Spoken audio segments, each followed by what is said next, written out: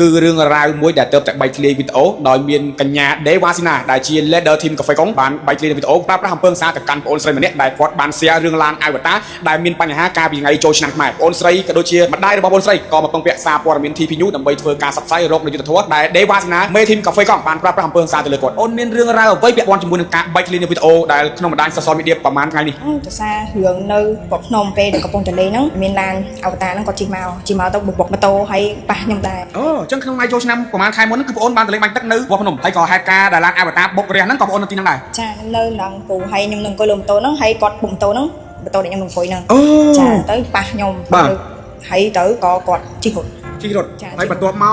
เรื่องราวจมร้องจมรักแบบหน้าบันดอลธนามีการปราบประหัมเพิงซาจะเลิกโอนในขนมเปียกมามุ้ยอะไรจ้าตัวนั่งไปได้เหืองนั่งเบีย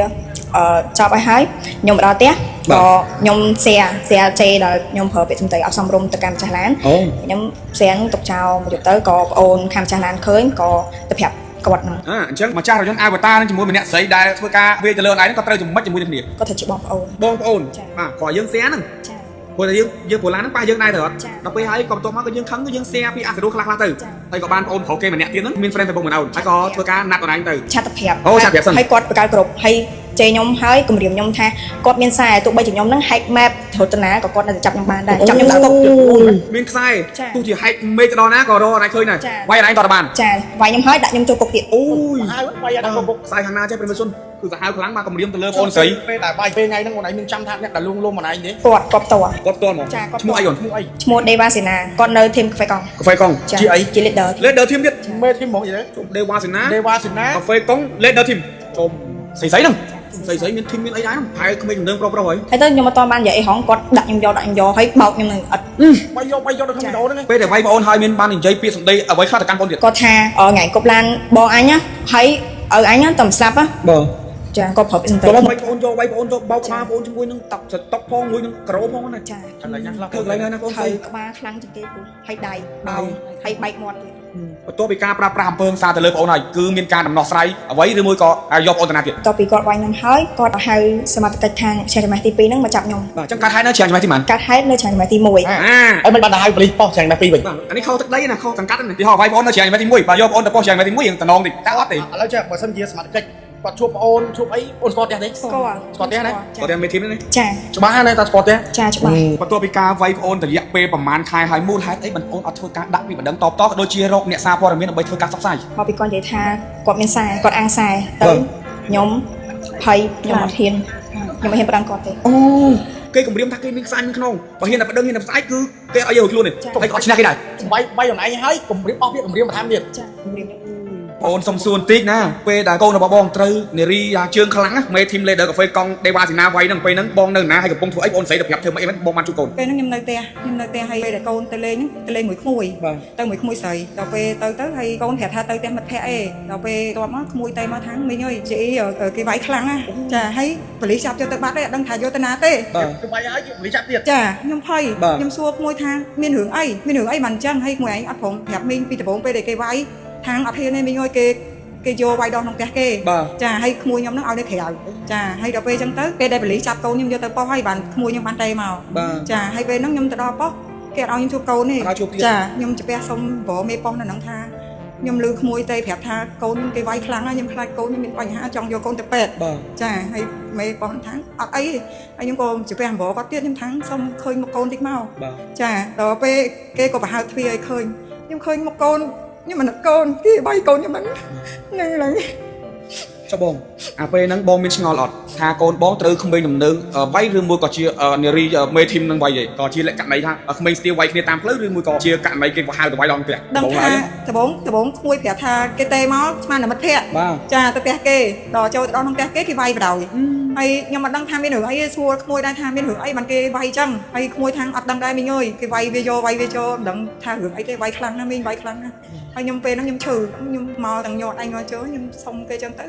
ហើយដល់ពេលខ្ញុំឃើញសភាពកូនខ្ញុំថាចង់យកកូនទៅពេទ្យចាខ្ញុំខ្លាចកូនខ្ញុំមានបញ្ហាដោយសារខ្ញុំឃើញកូនខ្ញុំវាពោមុខមួយចាហៀងហើយត្រូវធ្ងន់ណាស់ចាត្រូវធ្ងន់ពលីគេឲ្យយកទេពលីឲ្យយកទៅទៀតឲ្យយកទៅទេខ្ញុំសុំថាឲ្យខ្ញុំសុំមើលកូនហើយចង់យកកូនទៅមើលនៅពេទ្យគេឲ្យយកទៅទេគេថាកូនយើងមានបញ្ហាសែជេគេរឿងគ្រោះថ្នាក់ចរាចរណ៍រឿងឡានគេគុកហ្នឹងពាក់ព័ន្ធរឿងឡានគេហើយខ្ញុំថាទេខ្ញុំមើលព័ត៌មានហ្នឹងដែរអត់មានឃើញរូបទេកូនខ្ញុំពាក់ព័ន្ធក្នុងឡានហ្នឹងទេចាបាទខ្ញុំចង់ថារឿងសែនេះមូលហេតុអីបើអ្នកសែពេញប្រទេសហ្នឹងមូលហេតុអីបានគេទៅវាយតែអូនស្រីម្នាក់ឯងបើអ្នកសែមកកណោហ្នឹងកូនខ្ញុំវាសែវាដាក់ខាត់សិនចាវាសែដាក់ខាត់សិនដោយសារខំថាជាជើងវាអញ្ចឹងក៏វាសែថាសំណាងហើយដែលមិនគេយកប្រកាសទៅដល់ផ្ទះហ្នឹងហើយពាក្យហ្នឹងដែលងូនឲ្យខ្ញុំមិនថាកូនត្រូវទេបើមិនជាកូនខ្ញុំវាសែពាក្យសម្ដីថាមិនសមរម្យខុសឆ្គងបាទអប់រំបានចាហើយអប់រំចោះហើយកូនមានម្ដាយមានឪពុកចាគួរណាប្រាប់ទៅខ្ញុំអត់កាន់ជើងកូននេះបើមិនជាកូនខ្ញុំខុសចាហេតុអីបានហៅកូនខ្ញុំយកទៅវាយធ្វើទរណកម្មមើលតើកូនខ្ញុំនឹងខុសរឿងអីក៏សាហាវដល់ថ្នាក់ហ្នឹងរឿងរ៉ាវឡានអវតារមិនទាន់ចប់បានប្រហែលខែផងក៏ប្អូនអះអាងខ្លួនថាជាបងប្អូនរបស់ម្ចាស់ឡានអវតារក៏បានណាត់នៅប្អូនស្រីដែលបាន share caption ពាក្យបន្តិចបន្តួចទៅកាន់ម្ចាស់រថយន្តអវតារហ្នឹងក៏បានលួងលោមគ្នាហ្នឹងទៅក្នុងផ្ទះបាននៅសង្កាត់ច្រាំងចម្រេះទី1ក៏បានធ្វើការប្រើប្រាស់អំពើហិង្សាទៅលើប្អូនស្រីយ៉ាងខុសខើប្រិយស័យខ្លាំងមែនទែនប្រិយជនមើលតាមវីដេអូដែលបែកធ្លាយតាមពីថ្ងៃមិញមកបងប្អូនឃើញការប្រើប្រាស់អំពើហិង្សាទៅលើប្អូនស្រីគឺសាហាវប្រិយស័យខ្លាំងមែនទែនមានអ្នកកាន់ហើយហើយ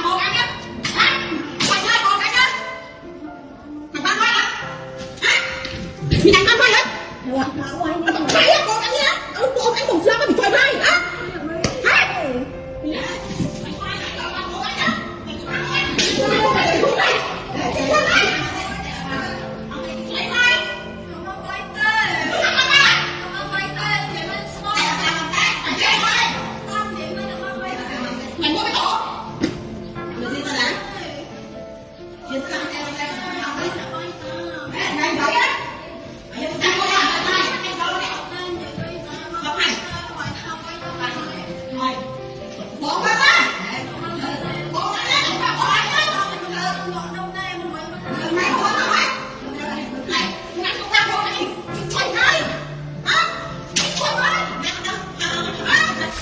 ទឹកពីសាហាយថៃដើម្បីសុខភាពលោកអ្នកគ្រប់នឹងជំរាបសួរបងប្អូនប្រិមិត្តដែលយំតាមដានរាល់ការផ្សាយរបស់អង្គភាព TPU ទីរុបនៃគណៈវេលាម៉ោង 10:30 នាទីត្រូវថ្ងៃទី30 ខែមិថុនាឆ្នាំ 2021គឺរឿងរ៉ាវមួយដែលទៅតែបែកធ្លាយវីដេអូដោយមានកញ្ញាដេវ៉ាស៊ីណាដែលជា leader team កាហ្វេកុងគឺបានបែកធ្លាយវីដេអូប្រាប់អំពើហិង្សាទៅកាន់ប្អូនស្រីម្នាក់ដែលគាត់បាន share រឿងឡានអវតារដែលមានបញ្ហាកាលពីថ្ងៃចូលឆ្នាំខ្មែរបន្ទាប់មកក៏បានបែកធ្លាយប្រហែលខែក្រោយមកក៏ប្អូនស្រីក៏ដូចជាម្ដាយរបស់ប្អូនស្រីក៏មកពឹងពាក់សារព័ត៌មាន TPU ដើម្បីធ្វើការសបផ្សាយរកនៅយុទ្ធធម៌ដែលដេវ៉ាស៊ីណាមេ team កាហ្វេកុងបានធ្វើការប្រាប់អំពើហិង្សាទៅលើគាត់ឥឡូវយើងចង់ដឹងរឿងរ៉ាវកាន់តែច្បាស់យើងធ្វើការសាកសួរទៅកាន់បងស្រីដែលត្រូវជាម្ដាយក៏ដូចជាបងស្រីទាំងអស់គ្នាបាទជំរាបសួរបាទជំរាបសួរបងបាទជំរាបសួរអូនមានរឿងរ៉ាវអ្វីពាក់ព័ន្ធជាមួយនឹងការបែកធ្លាយនៅវីដេអូដែលក្នុងបណ្ដាញ social media ប្រហែលមួយថ្ងៃនេះភាសារឿងនៅប្រភ្នំពេលលេងបាញ់ទឹកហ្នឹងហើយទៅពេលដែលកំពុងតែលេងហ្នឹងមានឡានអវតារហ្នឹងគាត់ជិះមកទៅបបុកម៉ូតូហើយប៉ះខ្ញុំដែរអូអញ្ចឹងក្នុងថ្ងៃចូលឆ្នាំប្រហែលខែមុនហ្នឹងគឺបងអូនបានទៅលេងបាញ់ទឹកនៅប្រភ្នំហើយក៏ហេតុការណ៍ដែលឡានអវតារបុករះហ្នឹងក៏បងអូននៅទីហ្នឹងដែរចាខ្ញុំនៅនឹងគូហើយខ្ញុំនឹងអង្គុយលើម៉ូតូហ្នឹងហើយគាត់បុកម៉ូតូហ្នឹងម៉ូតូដែលខ្ញុំអង្គុយហ្នឹងចាទៅប៉ះខ្ញុំហើយទៅក៏គាត់ជិះរត់ហើយបន្ទាប់មករឿងរ៉ាវចម្រុងចម្រាស់បែបណាបានដល់ថ្នាក់មានការប្រើប្រាស់អំពើហិង្សាទៅលើបងអូននៅក្នុងផ្ទះមួយកន្លែងចាទៅហ្នឹងពេលដែលរឿងហ្នឹងវាចប់ហើយខ្ញុំមកដល់ផ្ទះក៏ខ្ញុំសែចេដល់ខ្ញុំប្រើពាក្យសម្ដីអត់សមរម្យទៅកាន់ម្ចាស់ឡានខ្ញុំសែទុកចោលមកយកទៅក៏ប្អូនខាងម្ចាស់ឡានឃើញក៏ទៅប្រាប់គាត់ហ្នឹងអញ្ចឹងបានន័យថាម្ចាស់រថយន្តអវតារនឹងជាមួយម្នាក់ស្រីដែលធ្វើការវាទៅលើខ្លួនឯងក៏ត្រូវជាមួយជាមួយគ្នាគាត់ថាជាបងប្អូនបាទគ្រាន់យើងសែហ្នឹងចាព្រោះតែយើងព្រោះឡានហ្នឹងប៉ះយើងដែរទៅអត់ដល់ពេលហើយក៏បន្ទាប់មកក៏យើងខឹងក៏យើងសែពីអសរោះខ្លះទៅហើយក៏បានបងអូនប្រុសគេម្នាក់ទៀតហ្នឹងគឺមាន friend Facebook មិនអូនហើយក៏ធ្វើការណាត់ខ្លួនឯងទៅអត់ទេឆាតទៅប្រាប់ឆាតប្រាប់សិនហើយគាត់បកកើតគ្រប់ហើយចេខ្ញុំហើយគម្រាមខ្ញុំថាគាត់មានសារទោះបីជាខ្ញុំហ្នឹង hack map រត់ទៅណាក៏គាត់នៅតែចាប់ខ្ញុំបានដែរចាប់ខ្ញុំដាក់គុកមានខ្សែទោះជា hack មេឃដល់ណាក៏រកអនឡាញឃើញដែរវាយអនឡាញតតបានចាវាយខ្ញុំហើយដាក់ខ្ញុំចូលគុកទៀតអូយវាយដាក់គុកខ្សែខាងណាចេះប្រិមជនគឺសាហាវខ្លាំងមកគម្រាមទៅលើបងស្រីពេលដែលវាយពេលថ្ងៃហ្នឹងបងឯងមានចាំថាអ្នកណាខ្លះអ្នកដែលលួងលោមបងឯងទេគាត់ផ្ទាល់ហ្មងឈ្មោះអីអូនឈ្មោះដេវ៉ាសេណានៅគាត់នៅធីមកាហ្វេកុងជាអីជា leader team ទៀតមេ team ហ្មងយីជុំដេវ៉ាសេណាកាហ្វេកុង leader team ជុំបាទស្រីហ្នឹងចាស្រីមាន team មានអីដែរហ្នឹងហើយក្មេងដំណើរប្រុសហើយចុះមកដល់ថ្ងៃហ្នឹងបងឯងមកដល់ពេលតែថ្ងៃហ្នឹងគឺយ៉ាងម៉េចគេវាយបងឯងយ៉ាងម៉េចអីយ៉ាងម៉េចខ្លះមិនចាំទេចាពេលខ្ញុំចូលទៅដល់ផ្ទះគាត់ដំបូងហ្នឹងគាត់តាមវាយខ្ញុំគាត់គាត់សួរខ្ញុំពេលសួរថាម៉េចអូនពេលហ្នឹងគាត់សួរថាឥឡូវមកហៅអ្នកដែលគប់ឡានហ្នឹងមួយគាត់មកចាហើយទៅក៏ខ្ញុំហៅហើយ nhưng mà nó thấy là khó là cái tay Mà nó sao ăn lấy luôn? cha có ở nhom hò hay tới nhưng mà tôi ban vậy họ có đặt nhom vô phải bọc nhưng mà វាយយកទៅក្នុងវីដេអូហ្នឹង ពេលដែលវាយបងអូនហើយមានបាននិយាយពាក្យសម្ដីអ្វីខ្លះទៅកាន់បងទៀត có tha ngày cục lan bon anh nhá thấy ở anh á tầm slap á បាទ ចាគាត់ប្រើពាក្យសម្ដី តោះវាយបងអូនយកវាយបងអូនយកបោកក្បាលបងអូនជាមួយនឹង តប តបផងមួយនឹងក្រូផងណា ចា កន្លែងណាខ្លះ ធ្វើកន្លែងណាបងអូន ហើយក្បាលខ្លាំងជាងគេពូហើយដៃហើយបែកមាត់ទៀត បន្ទាប់ពីការប្រើប្រាស់អំពើហិង្សាទៅលើបងអូនហើយគឺមានការដំណោះស្រាយអ្វីឬមួយក៏យកបងអូនទៅណាទៀត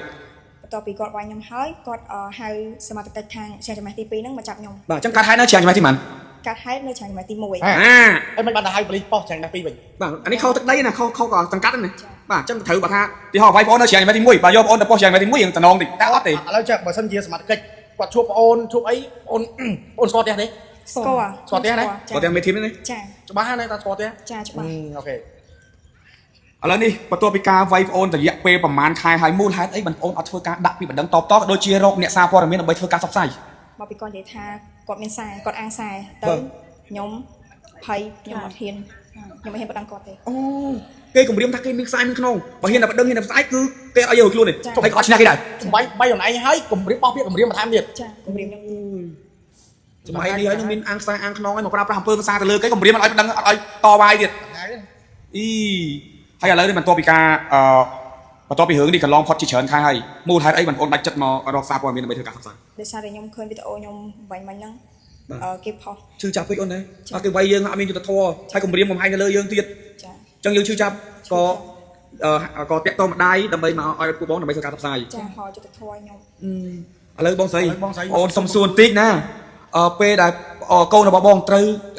នារីជើងខ្លាំងណាមេធីមលេដឺកាហ្វេកង់ដេបាស៊ីណាវាយហ្នឹងពេលហ្នឹងបងនៅណាហើយកំពុងធ្វើអីបងស្រីទៅប្រាប់ធ្វើមិនអីមិនបងបានជួបកូន ពេលហ្នឹងខ្ញុំនៅផ្ទះហើយពេលដែលកូនទៅលេងមួយក្មួយទៅមួយក្មួយស្រីដល់ពេលទៅហើយកូនប្រាប់ថាទៅផ្ទះមិត្តភ័ក្ដិអេដល់ពេលបន្ទាប់មកក្មួយទៅមកថាមីងអើយចេះគេវាយខ្លាំងណាចាហើយប៉ូលីសចាប់យកទៅបាត់ទេអត់ដឹងថាយកទៅណាទេ គឺបាយហើយប៉ូលីសចាប់ទៀត ចាហើយ ពេលនោះបងមានអារម្មណ៍មិនពេលហ្នឹង ខ្ញុំភ័យខ្ញុំសួរក្មួយថាមានរឿងអី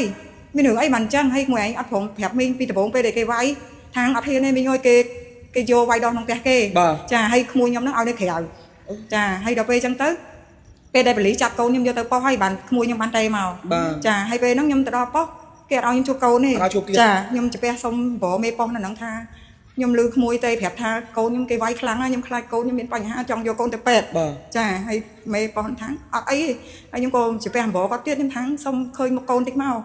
ចាដល់ពេលគេក៏ប្រហែលទ្វារឲ្យឃើញខ្ញុំឃើញមុខកូនខ្ញុំមិននឹកកូនគេវាយកូនខ្ញុំហ្នឹងឡើយ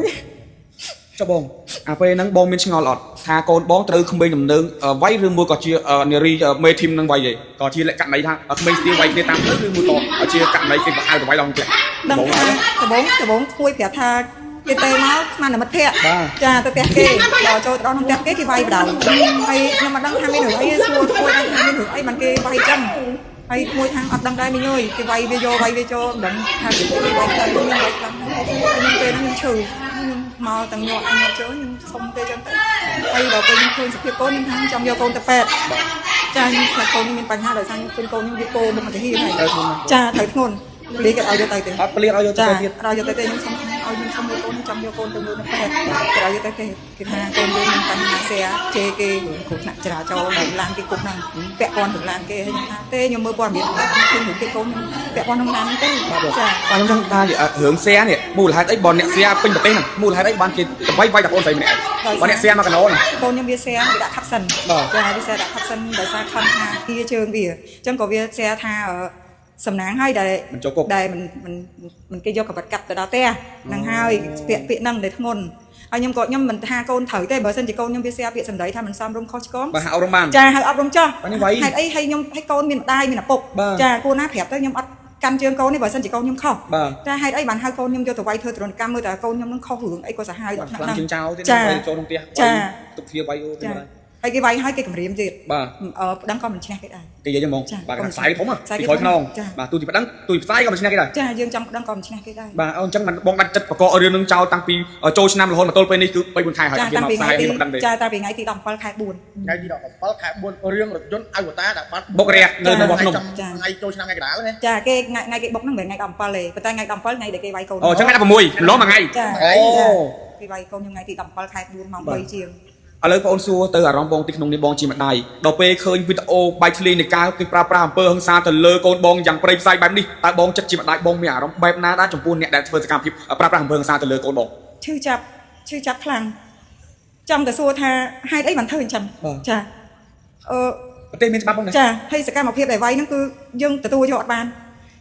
ចាពីព្រោះកំហុសកូនខ្ញុំនេះវាអត់ដល់ថ្នាក់ហ្នឹងទេចាហើយសំខាន់សមត្ថកិច្ចកាន់ជើងខាងគេទៀត សមត្ថកិច្ចកាន់ជើង ចា ទៀត គេថា សមត្ថកិច្ចខាងណាបង ខាងច្រាំងច្រមេះច្រាំងច្រមេះ2 ចាំទី2កាន់ជើងទៅលើបុគ្គលដែលប្រើប្រាស់អំពើហិង្សាលើកូនបងទៀត ចាគេថា គាត់និយាយថាខ្លះបង គេថាកូនខ្ញុំហ្នឹងវាយប៉ុណ្្នឹងសមហើយ អូ ចា មានអ្នកកាន់ច្បាប់គាត់និយាយ ចាវាយថាវាយអញ្ចឹងត្រូវឲ្យសមហើយ វាយយើងត្រូវហើយ ចា ចុះទីហោបើសិនជាគេកូនគាត់ស្រីអញ្ចឹងគេវាយកូនគាត់គាត់ព្រមទេ ហ្នឹងដឹងតែខ្ញុំមិនហ៊ាននិយាយទេគាត់ថា ចុះឥឡូវបងបើសិនជាទៅដល់ប៉ុស្តិ៍បងស្គាល់ទេអ្នកដែលនិយាយប្រើពាក្យបែបហ្នឹងមកលើបង ស្គាល់ ចាំច្បាស់ហ្មង ចាចាំមុខច្បាស់ឈឺចិត្តចាំមុខច្បាស់ គាត់ជាបលិសគាត់ជាបលិសឬក៏គាត់គ្រាន់តែជាមើលការគាត់របស់បង អត់ទេគាត់នៅប៉ុស្តិ៍ហ្នឹងហ្មង គាត់នៅប៉ុស្តិ៍ហ្មង មេ បាទ ចាគេថាមេ មេហ្មងបាទអញ្ចឹងមានមេប៉ុស្តិ៍ ចាមេហ្នឹង យើអត់ដឹងទេ ការងារ អត់ទេក៏គាត់ប្រាប់ខ្លួនគាត់ហ្មងថាគាត់មេនៅហ្នឹង បាទមេនៅប៉ុស្តិ៍មេប៉ុស្តិ៍ស្រី ចា ទី2ហ្នឹង ទី2ចា អូការងារនេះ បាទឥឡូវនេះ បងបាយមានអីស្នំ ស្នំពរកាន់ស្លាមកិច្ចទេ ខាងជំនាញឬក៏អាដាម ជនរិន បាទលោកពូស្នងការជនរិន ចាខ្ញុំសូមសំណូមពរទៅខាងសមត្ថកិច្ចជាន់ថ្នាក់គ្រប់ថ្នាក់ទាំងអស់ បាទ ជាពិសេសលោកពូជនរិនសូមជួយរកយុត្តិធម៌ឲ្យកូនខ្ញុំផងពីព្រោះរឿងក្តីនេះវាអត់ដល់ថ្នាក់ទេគេត្រូវធ្វើទរណកម្មលើកូនខ្ញុំដល់ថ្នាក់ហ្នឹងឯងចាសាហាវហើយយើងអត់មានបានទទួលផលអីទាំងអស់ អត់មានសំណងអត់មានពាក្យបណ្ដឹង អត់មានទាំងអស់ អត់ឲ្យយើងបណ្ដឹងទាំងអស់ ចាអត់ទាំងអស់ហើយក៏គេអត់មានមើលកូនយើងដែរ បាទ ចា យើងបាយឲ្យធម្មតាបាទ ចាធម្មតាគេនៅផ្ទះគេធម្មតាយកអត់ហ៊ានធ្វើអីគេទេ បាទ ចឹងមានតែពឹងទៅលើសមត្ថកិច្ចជំនាញទេ បាទឥឡូវនេះគឺរឿងរ៉ាវទាំងអស់នេះគឺបងអូនស្រីក៏ដូចជាបងស្រីបានរៀបរាប់មកប្រាប់អង្គភាពសារព័ត៌មាន TP News ហើយនៅហេតុការណ៍ដែលបានមានរឿងឡានអៅបាតានៅថ្ងៃទី16ថ្ងៃចូលឆ្នាំហ្នឹងនៅម្ដុំវត្តហ្នឹងដែលធ្វើការបុករយៈហើយក៏គាត់ត្រូវដែរតែត្រូវចំជើងក៏បន្តិចបន្តួចហើយក៏មានបងប្អូនប្រជាពលរដ្ឋអីដេញគប់ឡានហ្នឹងទៅបកទៅជារឿងបុកចរាចរណ៍ហើយបង្កើតទៅជាហិង្សារឿងរ៉ាវឡានអៅបាតាមិនទាន់ចប់បានប្រហែលខែផងក៏ប្អូនប្រុសក៏ប្អូនបាទគាត់ថាអះអាងខ្លួនថាជាបងប្អូនរបស់ម្ចាស់ឡានអវតារក៏បានណាត់នៅប្អូនស្រីដែលបាន share caption បាទពាក្យបន្តិចបន្តួចទៅកាន់ម្ចាស់រថយន្តអវតារហ្នឹងក៏បានលួងលោមគ្នាហ្នឹងទៅក្នុងផ្ទះជួលនៅក្នុងផ្ទះបាននៅសង្កាត់ច្រាំងជំរេះទី1ក៏បានធ្វើការប្រើប្រាស់អំពើហិង្សាទៅលើប្អូនស្រីយ៉ាងខុសខើប្រិយស័យខ្លាំងមែនទែនប្រិយជនមើលតាមវីដេអូដែលបែកធ្លាយតាមពីថ្ងៃមិញមកបងប្អូនឃើញការប្រើប្រាស់អំពើហិង្សាទៅលើប្អូនស្រីគឺសាហាវប្រិយស័យខ្លាំងមែនទែនបាទហើយសង្ឃឹមថាកំណត់សមត្ថកិច្ចនឹងស្វែងរកនៅជនដៃដល់ដែលមានឈ្មោះថា Dewa Sena Leader Team Cafe កុំយកមកប្រកាន់ទីតូតាមផ្លូវច្បាប់ហើយសូមសំណូមពរដល់អាយដាមជនរិនដែលជាអគ្គស្នងការរងនិងជាស្នងការរាជធានីពេញសូមបើកការស្រាវជ្រាវលើបញ្ហាមួយនេះឲ្យលម្អិតថារឿងនឹងពិតជាបានកើតឡើងទៅលើប្អូនស្រីពិតមែនឬក៏យ៉ាងណាតែតាមវីដេអូដែលបែកឃ្លាហ្នឹងគឺប្អូនស្រីនិងម្ដាយរបស់ប្អូនស្រីបានបញ្ជាក់ច្បាស់ថាគឺជារូបភាពរបស់ពួកគាត់កូនរបស់គាត់គឺពិតមែនបាទគឺរងរបួសត្រូវក្បាលផងត្រូវដៃផងជាពិសេសគឺជាប់ពេញខ្លួនតែម្ដងតាមការរៀបរាប់របស់ប្អូនស្រីក៏ដូចជាម្ដាយរបស់ប្អូនស្រីដែលមករកសារព័ត៌មាន TP News ធ្វើការសបផ្សាយអញ្ចឹងសូមដល់កម្លាំងសមត្ថកិច្ចលោកជួយបើកការស្រាវជ្រាវលើបញ្ហានេះហើយសង្ឃឹមថា Dewa Sena Leader Cafe កុងនឹងវត្តពោះឆាប់ដោយសារតែគាត់បានប្រើប្រាស់អំពើហិង្សាយ៉ាងប្រិយស័យទៅលើប្អូនស្រីមែនទែនប្រិយជនអរគុណណាស់ប្រិមិត្តដែលខំចំណាយពេលតាមដានទស្សនានេះគឺជាព័ត៌មានបឋមដែលខ្ញុំទទួលបានពីបងស្រីនិងប្អូនស្រីតែប៉ុណ្ណោះព័ត៌មានលម្អិតយ៉ាងណាទៀតខ្ញុំធ្វើការអាប់ដេតពេលក្រោយនៅគណៈពេលនេះខ្ញុំបានមានសេចក្តីរួមនឹងអង្គភាព TP News